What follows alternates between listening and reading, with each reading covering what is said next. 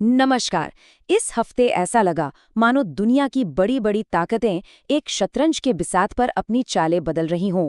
Global power से लेकर technology और कमाल की इंसानी उपलब्धियों तक हर जगह बड़े बड़े बदलाव हुए हैं। तो चलिए समझते हैं कि इस एक हफ्ते ने आने वाले कल के लिए क्या इशारे किए हैं। तो सवाल यही है, हर रोज इतनी सारी हेडलाइंस, इतना शोर, लेकिन इन सब के पीछे असली कहानी क्या है? हम यहाँ यही करने वाले हैं। इस शोर को हटाकर उन बड़ी कहानियों को पकड़ेंगे जो असल में हमारे भविष्य को एक नई शक्ल देने वाली हैं। सबसे पहले बात करते हैं ग्लोबल स्टेज की, जहां देश अपनी दोस्ती और दुश्मनी की लकीरों को आप कह सकते हैं फिर से खींच रहे हैं। G20 में ना एक बहुत ही दिलचस्प फेरबदल देखने को मिल रहा है। अमेरिका 2026 में इसे होस्ट कर रहा है और उसने कहा है कि साउथ अफ्रीका की जगह पोलैंड को लिस्ट में डालो। अब देखिए, ये सिर्फ एक देश को हटाने और दूसरे को लाने की बात नहीं है। इसके पीछे एक बड़ी स्ट्रैटेजी है। ये साफ इशारा है कि अमेरिका का फोकस अब यूरोप की तरफ ज्यादा बढ़ रहा है और हो सकता है अफ्रीका के साथ रिश्तों में भी कुछ बदलाव आ रहा हो। वहीं दूसरी तरफ रूस और भारत की दोस्ती और भी गहरी होती जा रही है। रूस की संसद ने RELOS एग्रीमेंट को हरी झंडी दे दी है। अब इसका मतलब क्या है?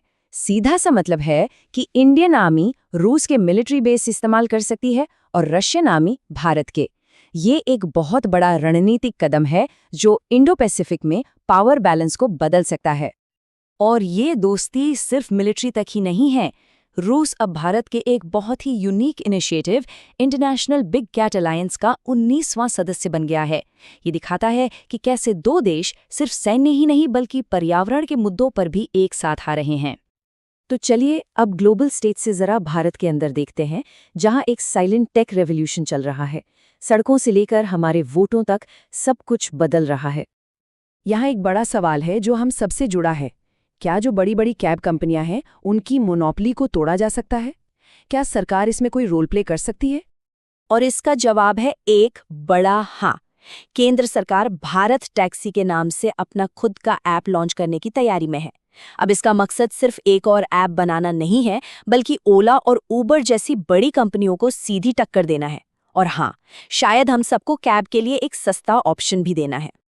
100%, जी हाँ, 100%। ये नंबर अपने आप में एक बहुत बड़ी कहानी कहता है।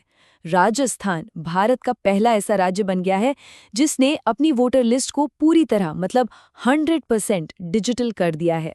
और इसका मतलब क्या है? इसका मतलब है गलतियों की गुंजाइश कम, वेरिफिकेशन फटाफट और पूरी इलेक्शन प्रोसेस पहले से कहीं ज्यादा पारदर्शी।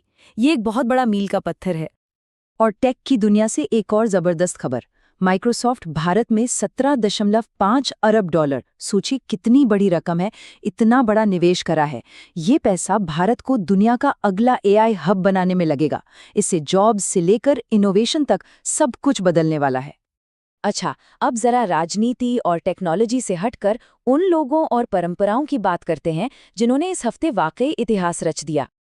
ये हर भारतीय के लिए एक बहुत ही गर्व का पल है। हमारा रोशनी का त्योहार दिवाली अब सिर्फ हमारा त्योहार नहीं रहा, ये अब पूरी दुनिया की सांस्कृतिक धरोहर बन गया है। यूनेस्को ने इसे अपनी मशहूर लिस्ट में जगह दी है और ये भारत की 16वीं एंट्री है। जरा एक मिनट रुककर सोचिए, 3 साल का बच्चा क्या करता है? खेलता है ना? अब मिलिए सर्वज्ञ सिंह कुशवाहा से। उम्र सिर्फ 3 साल और ये बन गए हैं दुनिया के सबसे कम उम्र के FIDE रेटेड चेस प्लेयर। मतलब ये तो सच में कमाल ही है, अविश्वसनीय। और रफ्तार की दुनिया में सालों की मेहनत और लंबे इंतजार के बाद ब्रिटिश ड्राइवर लैंडो नॉरिस ने आखिरकार अपनी पहली F1 वर्ल्ड चैंपियनशिप जीत ली है। वाकई एक सपने के सच होने जैसा पल। ये हफ्ता भारतीय टैलेंट के नाम भी रहा।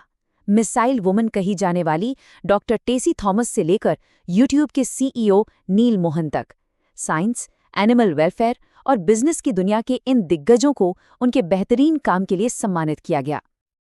और आखिर में चलिए उन 2 जरूरी मुद्दों पर नजर डालते हैं जिनका हमारे भविष्य पर सीधा असर पड़ता है। एक, हमारे प्लैनेट की सुरक्षा और दूसरा, हमारी डिजिटल दुनिया की सेफ्टी। कंजर्वेशन की दुनिया में ये एक ऐतिहासिक सफर है। एक बाघिन को मध्य प्रदेश के पेंच टाइगर रिजर्व से राजस्थान के रामगढ़ विषधारी टाइगर रिजर्व में शिफ्ट किया गया है। अब ये सिर्फ एक जानवर का ट्रांसफर नहीं है, ये एक नई उम्मीद की शुरुआत है। इससे राजस्थान में टाइगर्स की एक नई आबादी बसाई जाएगी। एक बहुत बड़ा और कह सकते हैं एक विवादास्पद कदम उठाते हुए ऑस्ट्रेलिया दुनिया का पहला देश बन गया है जिसने 16 साल से कम उम्र के बच्चों के लिए सोशल मीडिया बैन कर दिया है।